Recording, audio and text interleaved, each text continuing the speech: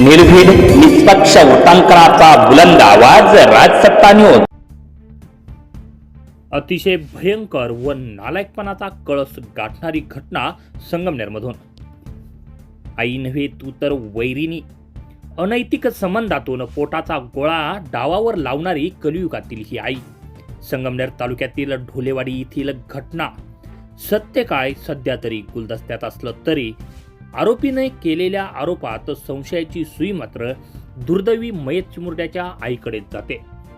बघा हा सविस्तर रिपोर्ट. आंबेगाव येथे एका विद्यालयात शिकणाऱ्या मुलाला शाळेतून अपहृत करून एका सराईत गुन्हेगारानं मुलाला संगमनेरला आणलं. आपल्या प्रियसीच्या सांगण्यावरून त्यांनी हे कृत्य केलं. प्रियसीच्या व त्याच्या प्रेमात अडसर नको म्हणून या माथेफिरू प्रेमीने थेट प्रियसीच्या मुलाचीच निर्घृण हत्या केल्याचं खळबळजनक घटना संगमनेरात काल रात्री घडली आहे. संगमनेर येथील राजापूर गावच्या शिवारात एका कोरड्या विहिरीत आर्यन विक्रम चव्हाण वय वर्षे 12 राहणार निरगुडसर तालुका आंबेगाव जिल्हा पुणे याचा मृतदेह आढळून आलाय.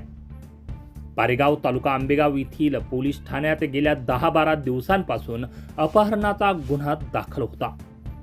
परंतु या मुलाचा व आरोपी माहीत असून देखील पोलिसांना शोध घेता आला नाही.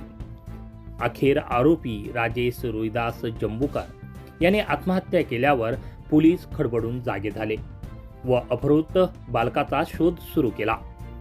त्यानंतर तांत्रिक विश्लेषणावर जोर दिला.